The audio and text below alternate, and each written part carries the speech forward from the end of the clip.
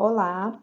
Antes de apresentarmos os materiais digitais, nós achamos importante retomar o assunto principal do Planejamento 2023, que foi a aula essencial, para que a gente possa fazer uma relação entre aquilo que vem sendo discutido desde o início do ano, em todas as formações promovidas pela diretoria de ensino, seja para professores, seja para coordenadores pedagógicos, seja no acompanhamento pedagógico.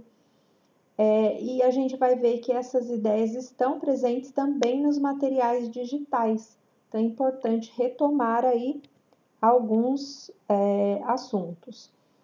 O que nós trouxemos como foco do planejamento, então? A aula essencial. Ao lado esquerdo aqui a gente tem um quadro que aparece no material do Aprender Sempre, mostrando as etapas de uma aula que são iniciando, desenvolvendo e finalizando. E do lado direito a gente tem essas etapas aí divididas em partes também. Então, trabalho com a sensibilização para a gente promover o engajamento do aluno, a sondagem, o quanto o levantamento de conhecimentos prévios é importante para que o aluno se engaje e que também consiga avançar no seu conhecimento, né? Que o professor utilize esse conhecimento prévio do estudante para desenvolver a aula, problematizar, contextualizar, então tornar aquela aula significativa para o aluno, trazer para o aluno o objetivo da aula logo no início, para que ele possa se corresponsabilizar também.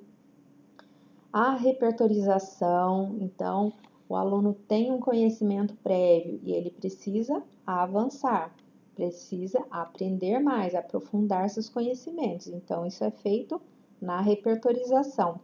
E o quanto a sistematização é importante, esse fechamento da aula. Nós trouxemos um vídeo que foi exibido para os coordenadores e nas orientações técnicas também do currículo.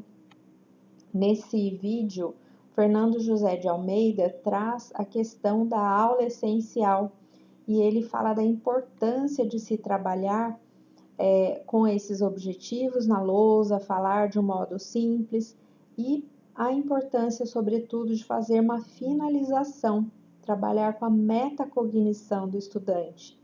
Então, o que é a metacognição? É o conhecimento que o indivíduo tem acerca dos próprios processos cognitivos, os próprios processos mentais, né? Refletir, entender a sua própria aprendizagem.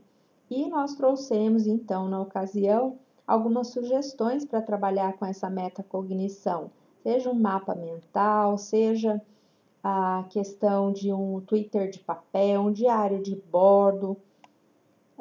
Então, vamos ver que isso está presente também no material digital.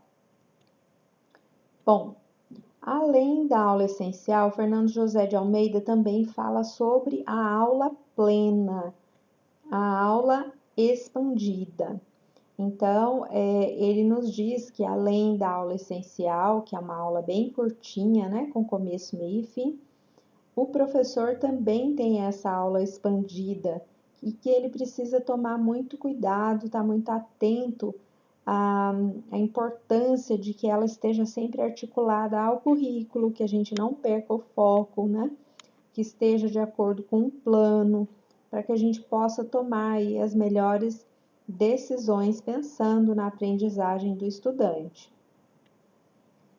Bom, além então da aula essencial, a aula expandida a gente conhece também por um outro nome, que é sequência didática.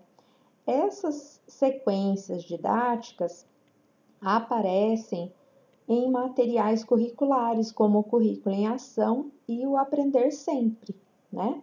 Então, isso já foi tratado nas trilhas formativas do currículo em 2022 e nas OT sobre currículo agora que estão ocorrendo ao longo de 2023. Então, nós sabemos que o Currículo em Ação e o Aprender Sempre tem como base, como fonte, o Currículo Paulista, que por sua vez tem como fonte a Base Nacional Comum Curricular.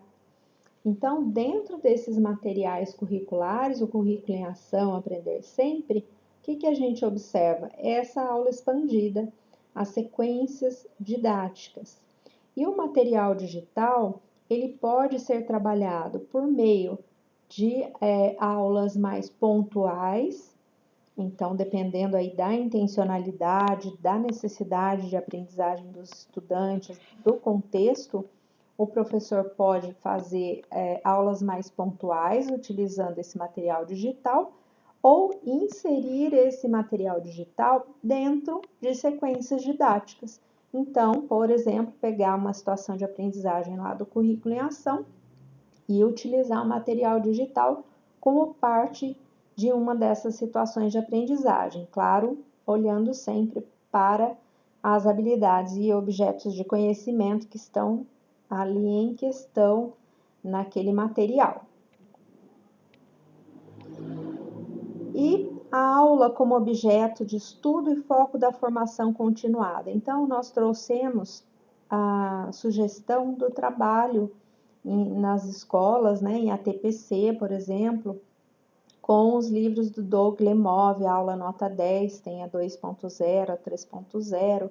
A gente sabe que algumas escolas já estão trabalhando com isso. E vocês vão verificar que nas aulas do material digital, tem várias técnicas presentes nesse livro, nesses livros, né? Que foram indicados. Então, a gente vê o que? Uma continuidade, um trabalho articulado, aquilo que a diretoria de ensino já vem realizando.